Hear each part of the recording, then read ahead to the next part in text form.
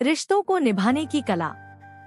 मोहन और गीता 30 साल से साथ थे, लेकिन पिछले कुछ महीनों से उनके बीच दूरियां बढ़ने लगी थी। मोहन ऑफिस के काम में इतने व्यस्त रहते कि घर पर बस खाना खाकर सो जाते।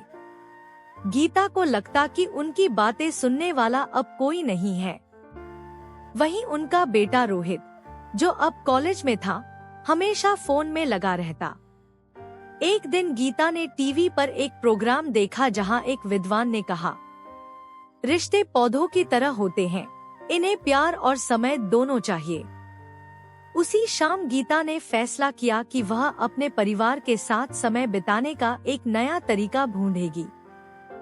अगले दिन उसने सबको सरप्राइज दिया। घर के बगीचे में एक छोटी सी पिकनिक का आयोजन किया।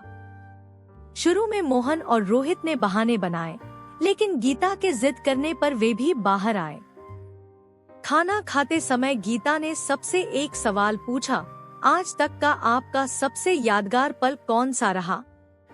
मोहन ने कहा, वो दिन जब रोहित पैदा हुआ था और मैं तुम्हारे हाथ थामे अस्पताल के कॉरिडोर में बैठा था। रोहित ने मुस्कुराकर कहा, जब पापा ने मुझे साइकिल चलाना सिखाया था और मैं गिरते गिरते भी हार नहीं माना था। बातें करते करते सबके चेहरे पर खुशी लौट आई। मोहन को एहसास हुआ कि पैसा कमाना जरूरी है, लेकिन परिवार के साथ बिताए पलों की कीमत उससे कहीं ज्यादा है।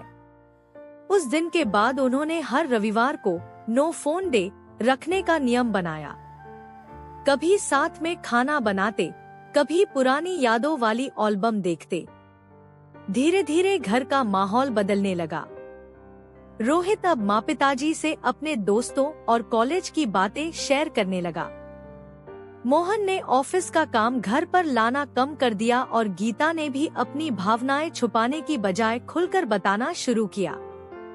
एक शाम जब तीनों टहलने बाहर निकले, तो रोहित ने कहा, माँ पापा, मैंने सोचा था कि बड़े होकर मैं आपसे दूर हो जाऊंगा, लेकिन अब लगता है कि आप मेरे सबसे अच्छे दोस्त बन गए हो। मोहन ने गीता का हाथ थामते हुए कहा, रिश्ते निभाने की कला सिर्फ साथ रहने में नहीं, बल्कि एक दूसरे को समझने में है। सीख, रिश्ते समय और संवाद से जीवित रहते हैं। छोटी छोटी बातों में भी साथ देना प्यार बनाए रखता है। कभी कभी पुरानी यादों को ताज़ा करना नए बंधन जोड़ देता है। कैसी लगी कहानी आपको कमेंट करके बताइए।